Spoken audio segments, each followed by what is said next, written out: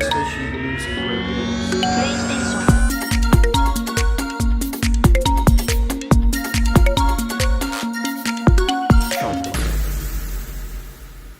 Hello and good day to you, my beautiful friends. I do hope you are well. Welcome to episode 21 of Cross Button VR, a beginner's journey into PSVR2, a show for those who want to share in our newcomers' enthusiasm for the world of VR.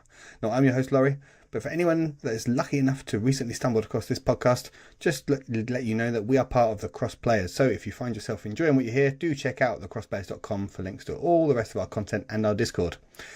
Now, it is an honour to be joined once again by two of the most death-defying influencers in the metaverse. It's Ben and Alex. How do, chaps? How do? Very good. Hello. Defying death on a daily basis. Yeah, I've seen your clips of playing Synapse. You are death-defying. absolutely. Yeah. Death is not the end. No, It is not that's the what they end, say. indeed. That is what they say. It's just the beginning. Now, we've got an exciting show. I hope you guys have been thinking of nothing else for the last week. I know I haven't.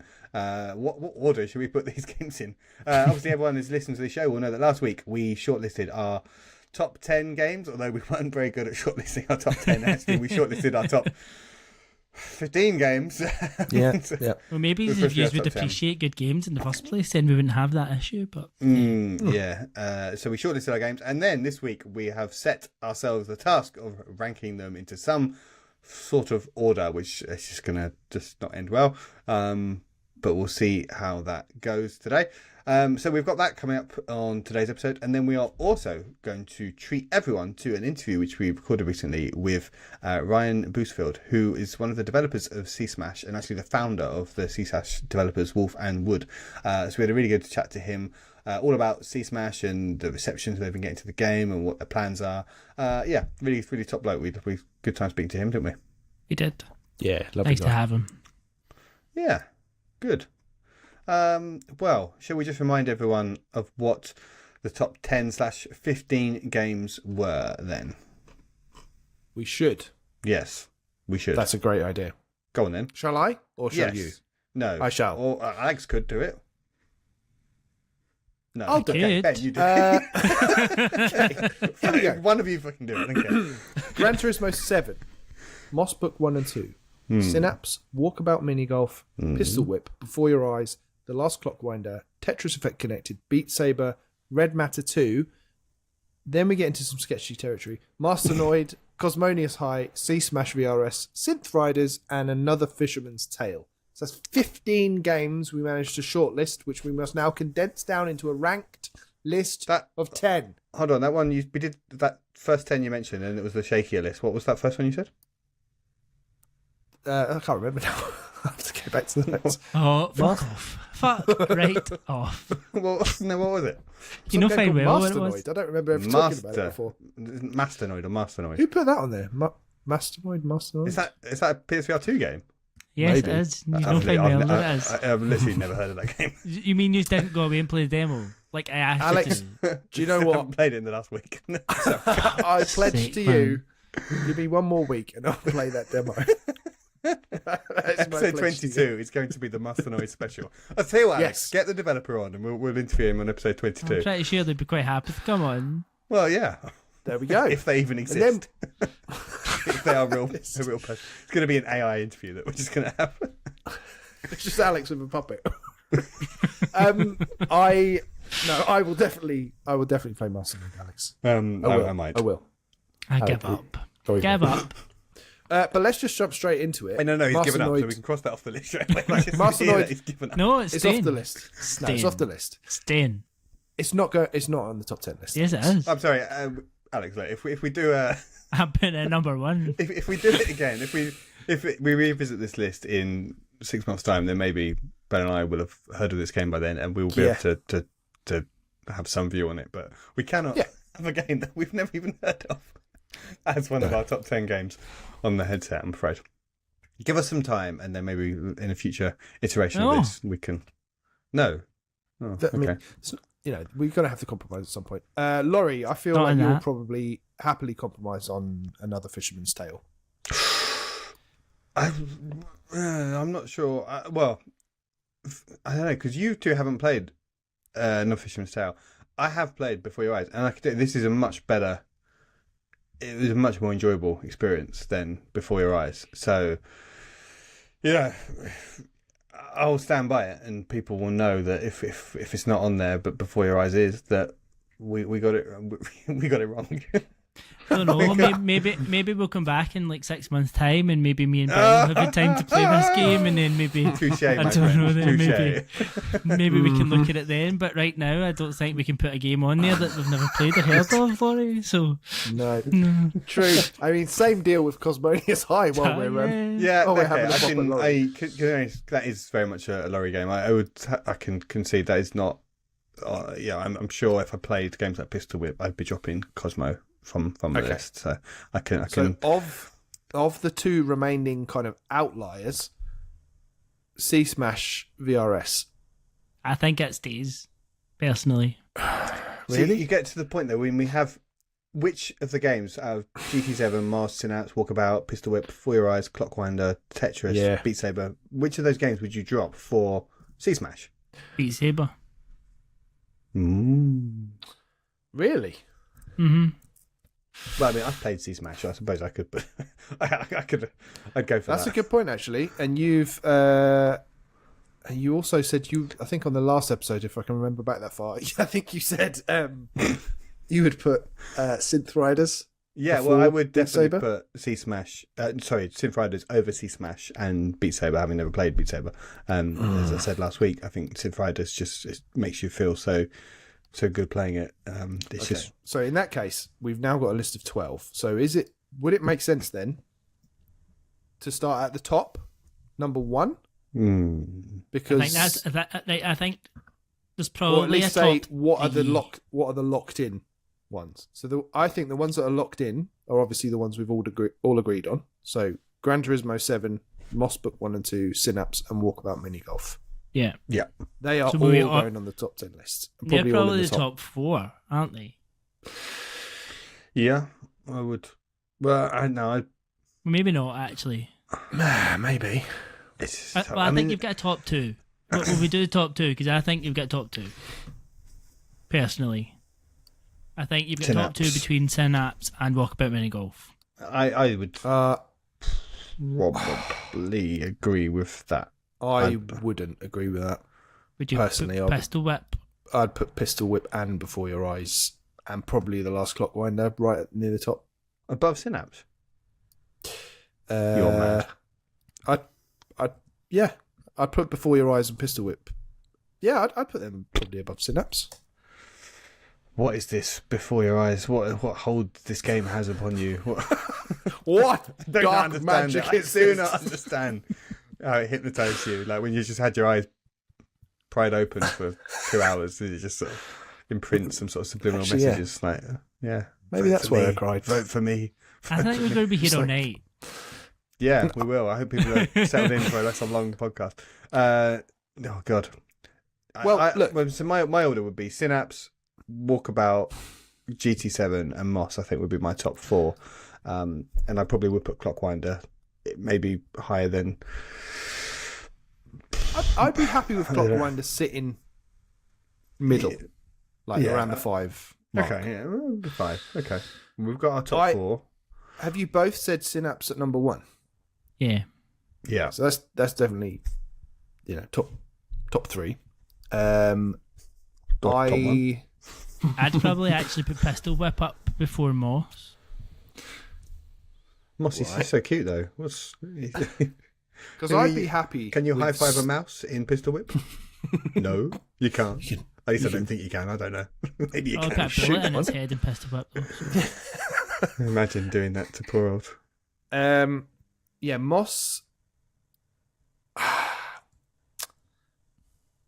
I think Moss is good at like 3 or 4. That feels about right. It's not like the other thing is the recency bias with Synapse. Synapse. Yeah. It's Yeah. like But we are making this list now, so what's wrong with recency all- biased? It's also an exclusive, so I think it gets points for being exclusive. yeah, that's true. I That's true. don't know why you do that. Does that make it a better game or not? I don't know. No, Yes. but it makes it a better. It makes it from a PSVR2 perspective. certainly as a It's more of an important game, game, for PSVR2. Yeah, but on the recency bias thing, you can't say, well, I'm going to imagine in 6 months' time I'm probably going to like it less, so I'm going to knock points off just because I might dislike it. No, I just mean we're all still excited about it, having been out 3 weeks now. We're all still like hyped. and I think, and again, this could be recency bias, but I think if you genuinely, whether it's just because we've been in the middle of it or not, like we've not seen a reaction to any game when PSVR2 launch yet that like we've seen for Synapse, and whether that's because been a bit starved for an exclusive like that, or whether it's just because it's been that good a game, but like it kind of well, GT7, I think arguably I still see posts on Twitter every day. There'll be someone just like, oh my god, this game is blowing my mind. Yeah, that's got to be high up there. What? Just you both said Red Matter 2. How does that compare to Synapse, like quality wise? Very different. Like quality wise, like, it's high quality. Overall quality, I think it's quite high. But is it? It's not. I think in terms of when you pull the whole experience in, Synapse is head and shoulders above it because of mainly the telekinesis. Like the telekinesis, like really brings that into its own. Okay. Like they're not comparable experience wise. They're not at all. Like it's far. Red Matter 2 is far more narrative driven and far more exploratory, whereas Synapse is pure action and adrenaline, which you don't. Right. Whereas it's far more suspense in Red Matter 2, I would say, and atmospheric. They're quite different. Okay. But so it's not. It would be towards the bottom of the list. Is that fair to say? I'd say I wouldn't be saying it's like right up there, but it's certainly one that I've really enjoyed. So I'd probably have it in the middle of mine. But yeah, because before Synapse came along, I think you said that was your favourite experience on PSVR2, didn't you? Probably. Red Matter 2? It was and you went on fairly and high platinumed up. it, didn't you? Yeah. Okay. If I said to you both, Walkabout Mini Golf or Gran Turismo 7? Walkabout Mini Golf, probably. Walkabout Mini Golf. Okay, so Synapse or Walkabout Mini Golf? Synapse. Okay, so 1, 2, 3. 1, 2, 3. Moss or Pistol Whip? Pistol Whip. Pistol Whip. Pistol Whip or GT7? Pistol Whip. Alex? GT7. I would still say GT7. 3 and 4. Clockwinder or Pistol Whip? Pistol Whip. I'd Clockwinder have or to say Moss? Pistol Whip because Moss. Yeah, so I didn't wait for you because I knew that's what you said. So. Yeah. Moss or Clockwinder? Moss. I'd say Moss, I think. What are you doing with this information, Laurie? Are you I'm putting these just- in any sort of order? Yeah, no, I am. That's what we're talking. I'm ordering. them. I am as well, so let's see how these are. Oh, hi. If someone needs to invent shared documents, that would be good. That would be anarchy. Yeah, okay. So according to what you've just done, Laurie, where are we at? I think we'd have a top 6 of Synapse, Walkabout Mini Golf, Gran Turismo 7, Pistol Whip, Moss but 1 or 2, and the last Clockwinder. Yeah. Strong fucking list. So, Synapse, Walkabout Mini Golf, GT7, Pistol Whip, Moss, the last Clockwinder. Yeah. Yeah? Yep. Yeah. Okay. Leaving on the table, before your eyes, Tetris, Red Matter 2, Beat Saber, and possibly Synth Riders or Sea Smash. So out of those, I think that for me, the next best one is Before Your Eyes. But Yeah. I'd agree. Laurie, Yeah. Well, I mean, I'd be putting Fisherman's Tale above Clockwinder probably, but so Before Your Eyes wouldn't make my list. I think there's. I think that's important to consider though, like because you both enjoyed Red Matter 2. Me and Alex both like Tetris and Beat Saber. So would you put Beat Saber there? Or Red Matter 2? In 1, 2, 3, 4, 5, 6, 7th position. I'd probably did put say- I Red think we Matter. said- I'd probably put Red Matter 2 over Before Your Eyes, actually. Okay. Laurie, you obviously would as well. But Yeah. would you put Synth Riders above Red Matter 2? No. No. Laurie? Okay. No. Okay. No. If it has a sort Alex- of campaign mode, then that's what it lacked, and that's probably what again puts Beat Saber it above. had a sort of C-Smash style campaign mode, that some sort of reason to make you play for a journey mode. All right. So if we were to say Synapse, walk about mini golf, going to its mode, Last Clockwinder, Red Matter 2, Before Your Eyes. Mm-hmm. That's 8. 8. 2 spots left out of 4 games, so we have to choose between Tetris Effect Connected, Beat Saber, Synth Riders, and C-Smash. Tetris Effect is the best game out of those 4. Factually. Yeah, but did it really bring much over? I'm arguing against Tetris. What? No, go ahead, please. I mean, it was a PSVR1 game. It added a bit more features, used a bit more like some of the eye tracking and stuff, but then eye tracking since been done better, which really doesn't make that as impressive as it maybe was initially. It's not a new game. It's been everywhere else. Does it really showcase the headset? Does it? Have I enjoyed it anymore? Yes, it's the best I've played it, but I still loved it when I played it on the Xbox, and I loved it and played it on the Switch. From what I'm picking up here, Alex, are you angling for C-Smash? Yeah. Because that ticks all of those boxes that Tetris Effect doesn't. Yeah. Laurie, how do you feel about that? I'm going to say I don't think C-Smash should be on this list, personally. Yeah, I think Tetris Effect is a much more powerful experience.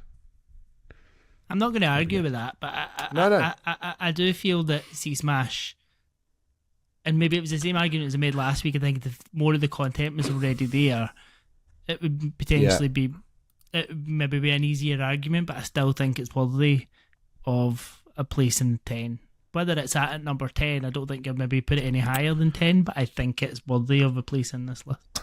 I think it's close to getting in, but I do think, like, getting back to Laurie's point about, boys, this is supposed to be the top 10 best games. Tetris is like a 9 or a 10. C-Smash is like a 7 or an 8, I would say. Well, let's put Tetris in then. If you're saying Tetris is a 9 or a 10, then it needs to go in, doesn't it? And it is a 9 or a 10. Yeah. It is. It absolutely is. It is. So that leaves us at number 10, Beat Saber or Synth Riders. Or C-Smash. We still have C-Smash. I think not. You made me cut Masternoid. Let's just put Masternoid in and be done with it. Oh, fuck it. Number 1, Masternoid. Right, there we go. Number 2 would be Synapse. No, I think there's no. In fact, if I go downstairs now, would I rather boot up the headset? Would I rather jump into Synth Riders or C-Smash? Then, apologies. C-Smash, but Synth Riders any time. But here's an interview with Ryan. Yeah, sorry. It's slightly awkward there, Ryan. But I mean, don't get me wrong, C-Smash is a great game. This is it's just the problem here with the number of quality games that the headset's got. Don't get me wrong. I think C-Smash is a really good fun, really good game. But I just love how Synth Riders makes you feel playing that game. And look, the same can be said for any game that was very close to this top 10 list of ours. Like they're all, they're all pretty interchangeable when you get to the top of the list. So it's tricky. I could think I would be happy to see Beat Saber on there just because having seen it, I know I would like it. It does have that multiplayer stuff that you can't see if it doesn't have that multiplayer mode. I think it does. Beat Saber have a journey mode? Yes. It does, and that's where it probably excels over Synth Riders because it does have a career mode. Yeah, I think it's a better game, and I think the music selection is better as well on Beat Saber. There's more available as well. Yeah. I need to play it, don't I? You do. Particularly now it's pretty much locked into our top 10. I do think there's still room to argue the toss on the order of these, personally. Yeah. Well, we've now got our top 10, so where are we at now? Yeah. Number 10, Beat Saber. Number 9, Tetris Effect Connected. 8, Before Your Eyes. 7, Red Matter 2. Sorry, I'm professional there. 6, The Last Clockwinder. 5 would be Moss, Book 1 and 2. Number 4, Pistol Whip. Number 3, Gran Turismo 7. Number 2, Walkabout Mini Golf. And number 1, Synapse. It's very good. It's a very good list. I'm not sure I would change that. I would change... I'd put Before Your Eyes above Red Matter 2. Yeah, but you're never going to get me agreeing to that, so it's down to Alex, I suppose, is the casting vote on that one.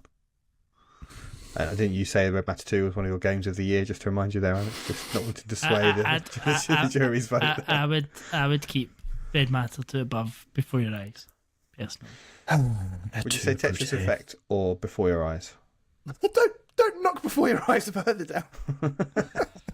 Well, it's just been out there. 'Cause I definitely would. Yeah. I you know what? I don't hate Before Your Eyes. I don't hate that much. I just bitter. No, I know you had a rough time of it. So I'm pretty okay with Synapse being number 1. Yeah. I think that is all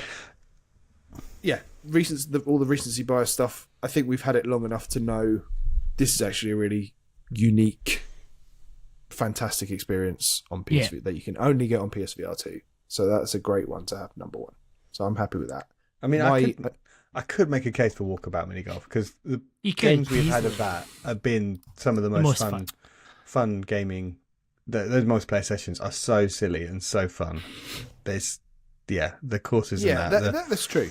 And it's a completely different experience and that it comes down to the problem with trying to make this top 10 list, isn't it? Because it's all subjective depending on what mood you're in or what you want something social or not. So I don't think people should get too hung up on it, but we do have to. We do have to arrive at a list. But yeah, don't come at us in the comments. Yeah, exactly. People should be like, well, I think that's better. It's like, well, that's cool. Yeah, maybe so do I.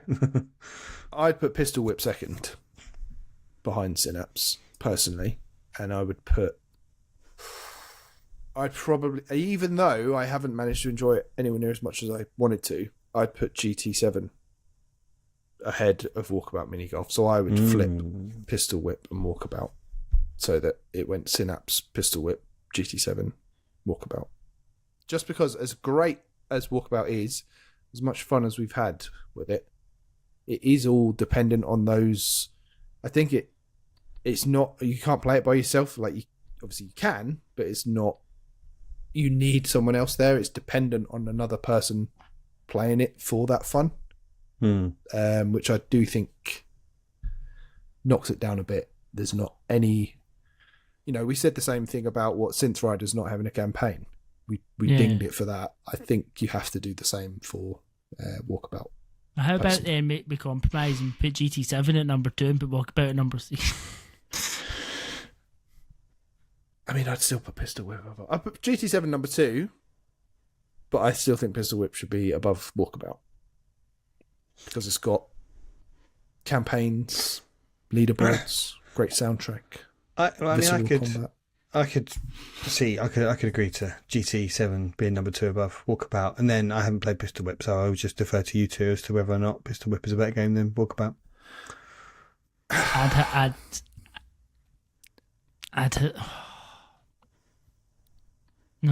have Walkabout above Pistol Whip. I've had more fun with Walkabout than I've had with Pistol Whip, even though I like Pistol Whip. But it probably comes down to my lack of love of guns in games. Yeah, I mean, that's a good point. Like, none of us particularly like shooty bang bang games, but so I guess to have 3 of them, 2 of them in our top 3 would be a bit odd. Yeah, with Pistol Whip and Synapse. Okay, look, that's fine. Whatever. Pistol Whip number 4 then. That's good. And I don't think Pistol Whip came up in any of the comments on the YouTube, if I remember correctly, back to last week. It was Walkabout came up a couple of times. Laurie went in and deleted them all. Yeah. Just like a reference in the whole world to Mastermind. Someone left loads of comments to this game Mastermind. I was like, I've never heard of that game. So, delete all those. I can tell there's going to be a recurring joke for weeks to come until we actually play. Until we get the guy on.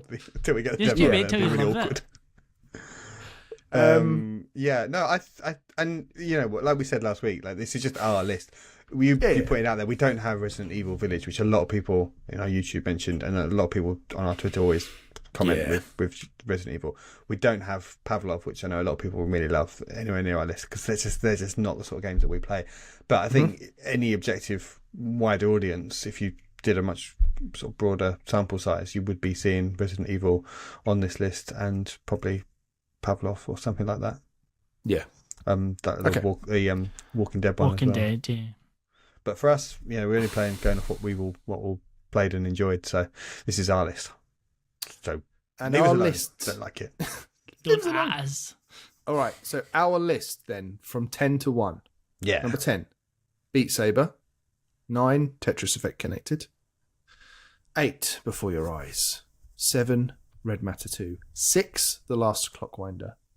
5, Moss Book 1 and 2. 4, Pistol Whip. 3, Walkabout Mini Golf. 2, Gran Turismo 7. And number 1, the best game on PSVR2 is Synapse. It's a good list.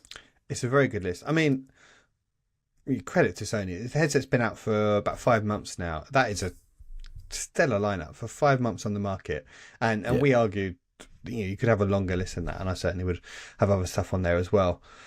So you've got a good 10 to 15 games there. I think to have that strong a list within 5 months of a console launch, I think is really impressive.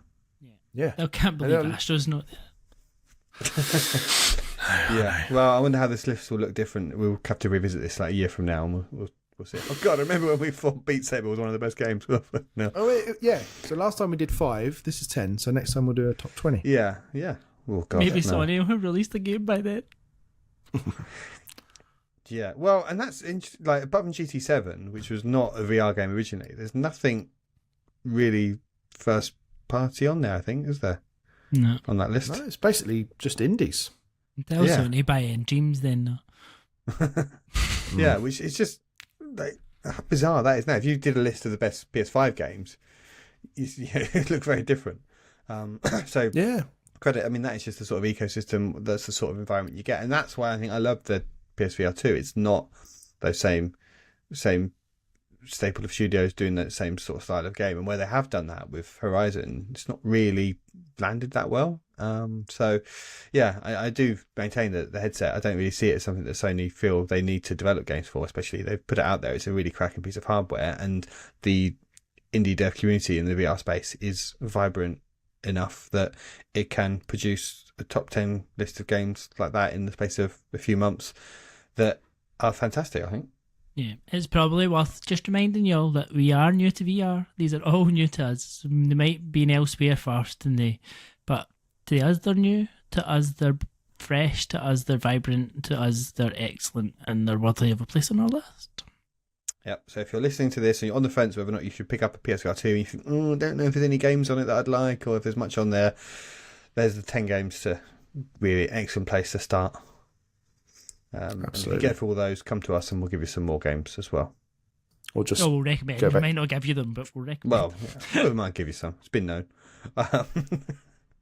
Great. Well, any other final thoughts on that before we move on and put this subject to bed for Master hopefully Noid a was long time? robbed. Well, so was Another Fisherman's Tale. So, Ben, what would you have if you've got one game there that you feel was robbed that didn't make the list there at all, Ben?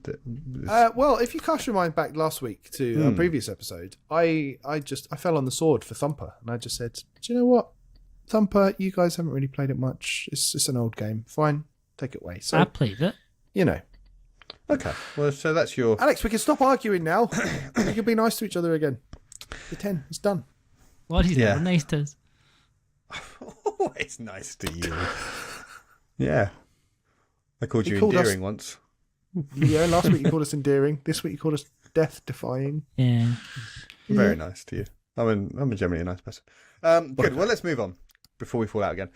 I'd just like to take a moment just to say to everyone, if they would like to support us, please give the podcast a sub on the service you're using and leave us a review too, because that really does help, and especially helps counteract any of the mean ones that people occasionally leave us. Very, very rarely, but it does sometimes happen. Please follow us on Twitter at CrossbuttonVR and at the Crossplayers, and you can also join our Patreon at patreon.com/thecrossplayers, and for £2 a month you can help us produce the show and gain entry into our lovely little WhatsApp group. Good. Okay, well, thank you again, everyone, for listening. We are going to finish the show now by showing our interview we did with Ryan Bousfield, who is one of the developers of C-Smash VRS. We didn't make our list, sadly, but Alex, you did a great job. I gave it a try, Ryan. I'm sorry. Definite I did try honourable my mention. best. And it is an excellent game, despite not making the 10. So, yeah, really interesting interview. So, yeah, please enjoy that. And if you've enjoyed this episode, please tell your friends and family about it. And yeah, please do join our Discord and tell everyone else what your thoughts on this episode were. And I'm sure this list will be stimulating lots of argument on that Discord as well. So if you'd like to tell us how wrong we all are, then please jump into our Discord and you can do so there. Thanks again to all the patrons for supporting the work we do. I've been your host, Laurie. These two have been Ben and Alex, and we will see you again next time. Until then, here's our interview with Ryan Bousfield. I don't think we've actually done this before, but in order to get all of us warmed up a little bit for this interview, just want to do, and as a nod to C-Smash, I want to fire some questions at you, and I want you to bat them back. Bat back your answer as quickly as possible. How's that sound? Good. Yeah, I'm ready. Yeah, good. He sounds ready. Oh dear. Right, and just quickly tell me A or B, which one you go for. So here we go. 10 questions. Sega or Nintendo? Sega. Xbox or PlayStation? PlayStation. Good so far. Indie or AAA? Indie. Yes. He's got 3 for 3 so far. Live service games or cozy games? Cozy.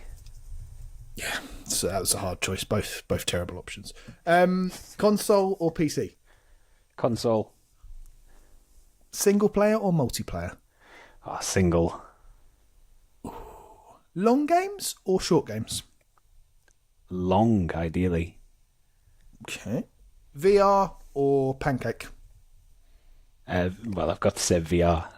Say VR. Toughest one of all, The Last Worker or C-Smash VRS? Oh, No, you don't have to. Ben, which of your children do you like the most?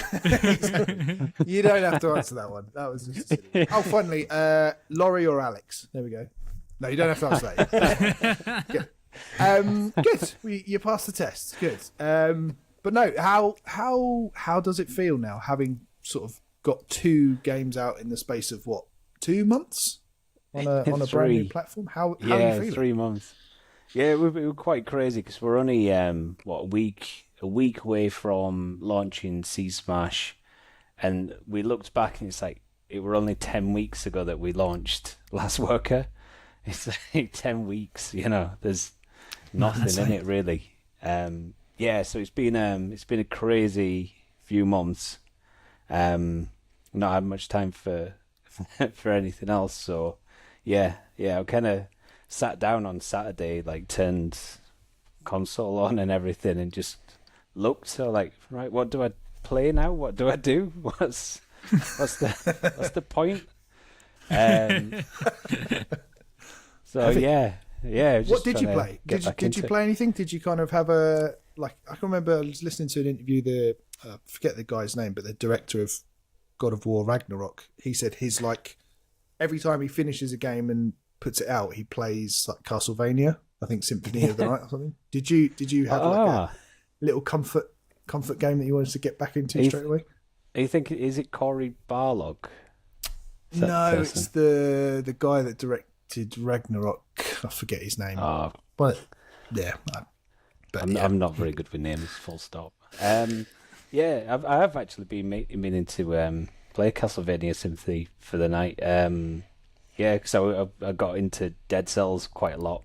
Oh yes, and I've got that on Switch, so that's just a very easy go-to. But no, considering I just said Sega, I've just chatted about Switch, and I'm going to jump onto Zelda as well because, yeah, that's going to be there for the crazy next. person wouldn't be playing Zelda right now, hey, Alex? Yeah, True. Only a crazy person would buy it and then not play it, Alex. But yeah, have you been enjoying that then? Tears of the Kingdom. Have you got stuck into that? Yeah, absolutely. Nice. Yeah, and I've heard that it goes a little bit from software towards the end. So yeah, I'm not sure if I'm looking forward to that because I don't particularly enjoy getting beaten up, but Definitely not playing it now. That's I'm done. Yeah, that's but yeah, cool. So yeah, I mean, like, it's good that you've obviously had, getting some time back to yourself, as I imagine that's been pretty all-consuming. But then I guess even once the game's released, you're still caught up in the making sure everything's ticking over nicely from a technical perspective, and I guess you've always got one eye on reviews and feedback and things like that. Have you been sort of aware of all of that kind of stuff? Yeah, big time. Like, you watch every stream and every message, every time somebody says something like, just anything at all, like, oh, my player character's not quite as tall as I thought it was. It's like, oh, right, quick, action stations, everybody panic about it. But yeah, so we've been keeping an eye on that, and obviously with Sea Smash, we've got a lot of things coming as well. We've got a roadmap planned. So we do, we did an immediate patch like the day of launch just to make sure, catch any issues. Obviously, we're kind of all on call for that, and then we did a patch on Monday, and then we've got another one coming.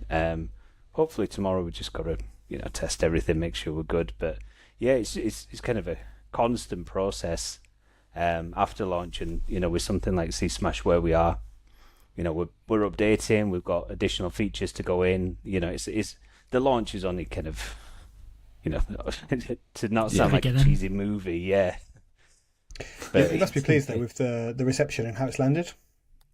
Yeah, it's definitely it's just like, obviously there's reviews and numbers and all that side, but watching the live streams where people are just giggling is like that really like, you can't hide that. You can maybe say, oh well, I didn't like this bit of UI, or didn't like this like the way the racket did this, or whatever. But when you actually see people playing, say, a body smash, or head to head, or you get to that kind of dying second of journey, or where the boss goes all out, then you can't deny that. It's just pure emotion. Pure gameplay.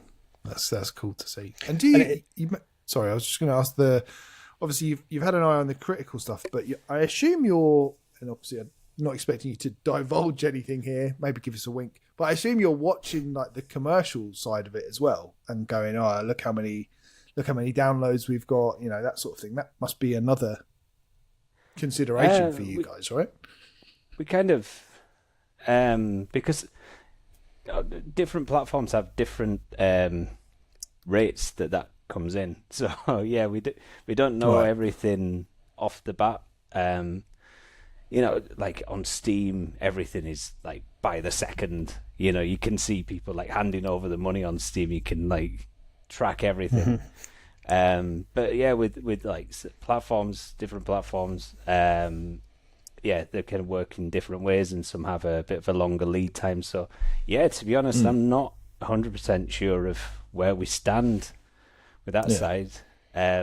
So yeah, we'll see how that all goes, and hopefully, but it seems to have a real presence, like in a lot of the Sony marketing. I know it was like the header image of their blog in something I saw today and things like that. So it's like, it's there, it's front and center on the the front page of the store and everything else. So a lot of developers complain that when they release a game, it's hard for that visibility and that discoverability. But with Sea Smash, you go on the PSN store and you're right there in the What's Hot section. I think it helps that the logo and just the aesthetic is so damn cool for them to put on the front page. That must help. Yeah, it really does. It does kind of stand out as well, and obviously Rapid Eye Movers and Yorg has done an excellent job to get that sort of visibility, and like Lee from 4Media as well. They've worked really hard to make sure it is out there. And I think anybody who has a PSVR2 who's not on holiday, mind you, if you're on holiday, you're looking at your phone every 2 minutes. So anybody who has a PSVR2 is probably aware of it. Yeah, you think definitely so. out there. Yeah, you mentioned the the look of everything. I think that it is really eye catching, and it does feel like that sort of sparseness that is throughout the game was like a really strong design choice, and you could almost feel like it's like a chiseled down experience. Like it's just, as you said, with the people you've been watching on streams, that they're just pure joy. It is like you guys have just gone, all right, let's cut out all the bloat and let's just boil this down to where is the fun, and we'll just focus on that. Was there anything that you any batshit crazy ideas that you came up with that you've just had to leave on the table because it would have just, almost created something? It would have diluted that purity. Exactly, yeah. I think we've had a, kind of a clear view from the start of, where we wanted to go with it. We started off and we did some of the kind of, making a bit of a rule book and a set of pillars and, some things that we kind of stand by throughout the process. And, if something is a little bit over the top or confusing, then, there is a bit of back and forth where, we kind of call it out and, try and strip things back to, more the essence. Even in the shading and things like that within the game, it's really down to just the shadows are kind of one line. There's barely any kind of, real shading. It's all very just kind of simple base colors. And yeah, that's all very deliberate in what we set out. Really, in the kind of initial deck where we did this kind of like idea of Zen, and we did like an image of a Zen garden, where the kind of rake around the rock where you get that that kind of I don't know, almost like a speaker where it makes that shape. Yeah. So we just had this kind of this image and this view, and then as much as possible we tried to stick to it and be true to it. Yeah. No, that's really cool, and I think that design part of it is such a core part of the experience, because it does just look so just so cool to play and to look around, and as Ben said, it's very stripped back, but the details are still there. Like you've got the people in the background. That it's just there's so many little just endearing sort of qualities to it. It's strange because it's got that real polish to it, despite being that really sort of stripped back aesthetic. It also has a real level of polish. Like the UI is so clean and stuff. Oh, cheers! Yeah, it's kind of it does take quite a bit of time to get to that kind of level of simplicity as well. It's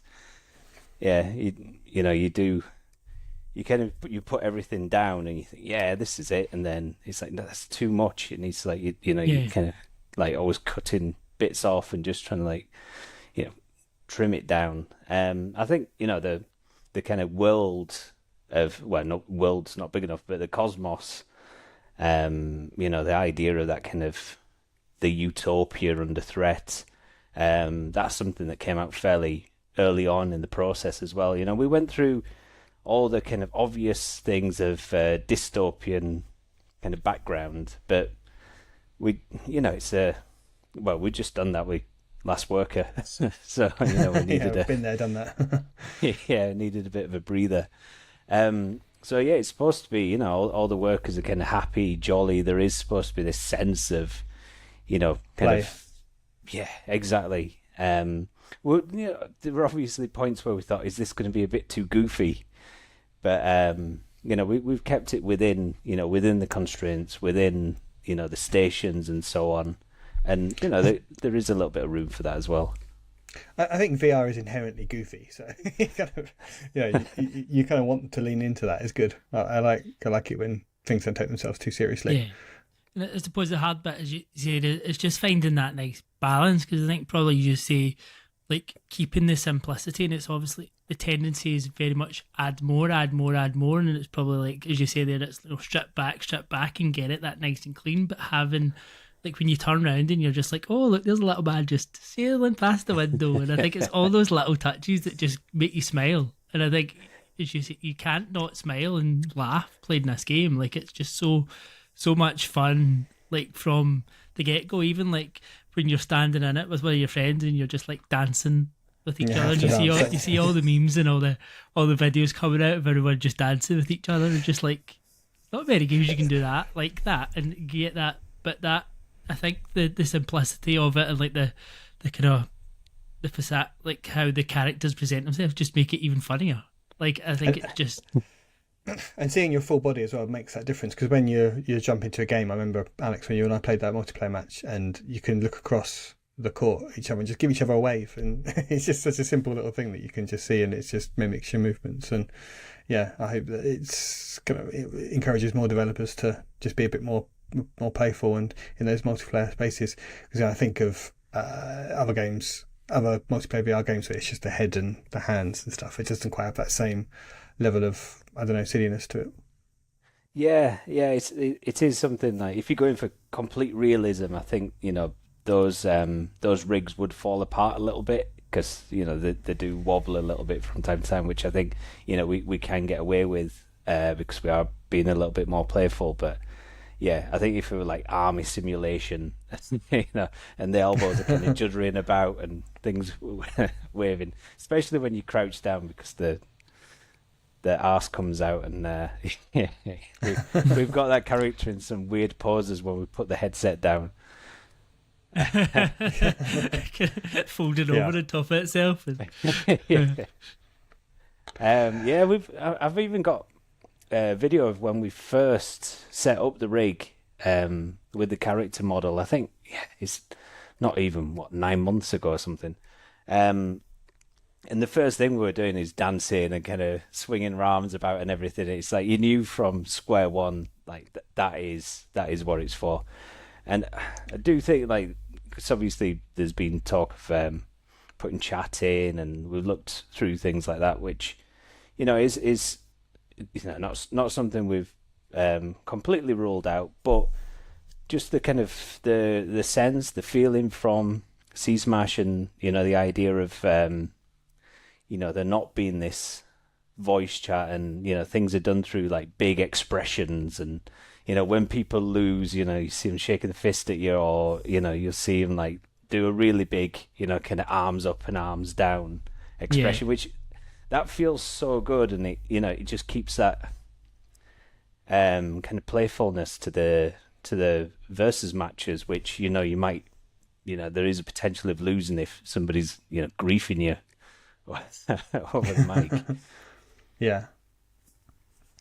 Ryan, I'm just mindful of time. We could probably let you go soon, but just before we do, I just wanted to just talk about, if you can, just to what extent you can, how it was dealing with Sega and getting the rights to the game, and the responsibility that sort of put on you to create something worthy of such a big, a developer and publisher with such history, to take something that was quite so iconic on the platform like the Dreamcast, which is so now cult classic, beloved by so many. Yeah. Well, first of all, what was that process like, and then how did the pressure? What was that like as well?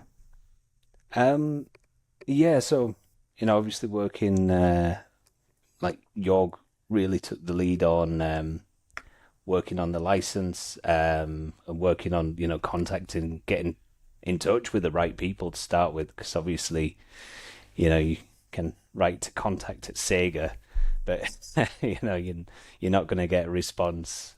They probably get a million emails like that. So yeah, we got in touch with the right people. Obviously there's quite a process to actually get into the kind of the just the space to talk about the project, and where we wanted to go with it. But yeah, once we actually got the idea across to the right people, the process really picked up steam. We really saw people we're getting good feedback from the deck, from the kind of plan, the visuals, the style, all that stuff came across pretty instantly. And then, we're dealing with some, very important people over there who, had worked there for years and launched Mega Drive and things like that. So obviously just, it's kind of things you can barely comprehend because that's like a childhood console. It's like, it's like, oh, this guy did that. Right, cool. That's not bad. And then there's obviously the language barrier as well, which, getting my kind of, northern tones across in Japanese via a translator. That were fun because, every meeting and presentation, took kind of 3 times as long because of the back and forth. But, I mean, the kind of, obviously the pressure, it's not just, I'd say it's not just the pressure of taking something from like a Sega game, it's also taking something that's like a third-person sports game from 20 years ago and then putting the racket in somebody's hand. There's like so many layers of challenges to solve with that. So as far as, kind of fanboy for Sega, I'm not that guy. York's that guy. So I was going to say that's definitely York's department. So I was less concerned about that and more concerned about how we translate that third person action, Adonis character that does backflips and into something that, you can play swinging a tracked controller around with. So the kind of, we've got a lot of like assist systems and a lot of things running in the background to help, move the ball. And thankfully, being a, kind of space-led title, we can be a little bit flexible on how we treat the physics as well. So we've made like custom physics engine to handle all that and to let the ball glide whenever you hit it hard and let it curve round and things like that. So it does give us a lot more kind of creative license to making it, an actual squash game with physics would be much harder if the ball was moving realistically at that sort of speed. It did take me a little bit of time to realise how I got the ball away from it. It was stuck behind one of the shields. I'm like, what am I supposed to do here? The ball is stuck. I'm like, oh, if I move, the ball moves. Ah, right, okay. Because I'm like, because I'm suddenly like, this just isn't going to move. I'm going to have to quit. Like, what's going on? And then I'm like, oh. Then I moved over a bit and then it started to come towards me. Like, that's how you do it. Because that was one bit that did kind of stick to me. I mean, that's a very clever way of kind of dealing with things like that. I think, so, as you say, I suppose that space concept gives you that better way of kind of approaching those things and kind of playing with the physics engine, as you see. That's it, and like 99%, unless you're in that situation, you wouldn't realise that the ball does, it's slightly attracted to you, and that, ultimately makes the kind of gameplay a little bit easier. We don't force people to chase it as much as, we kind of meet in the middle. So there is an aspect of getting into position, but, you're not constantly just, moving around to try and keep up with it. There is that point where it's like, you're in control to an extent, but, we also help along. And we have got, we've got lots of different settings within that where we can, potentially, offer kind of more assistance to people to make kind of gameplay a little bit easier. But, can I have that, please? I'm not as good as Alex. I think, Alex, you finished the campaign, haven't you? But yeah. Well, I haven't. The final boss, I think I get really confused with the boss, but yeah, I did get there. But I mean, we were quite even on the multiplayer though. I think those games, I won a couple, you won a couple in the different modes. So true. Yeah, I think there's. I mean, yeah, I've obviously been playing, without people knowing that I have been playing it for like 12 months plus already. So I've been online at home and I've lost a few matches, which I'm feeling livid about. 12 month head start and you're losing. That's not good. Yeah, yeah. It's just you get a good reflection. There's some shots that it is difficult to judge, and it does add that kind of randomness to it, and especially something like Firewall. Where the winner is getting penalised by that distance change of the wall. That's one that came from. We had a bit of a day-long game jam, and we came up with 2-3 different ideas, and Firewall came out of one of those, which we prototyped that day, and then the team all played through, and it would just that one has to be a mod, and just that kind of It's awesome. the way it levels it out, the way it makes it easier for the person losing it. Yeah, it just it's one of those things where it's quite a simple idea, but then it does mean you can actually pull it back, and you're not there's no kind of clear gap between players.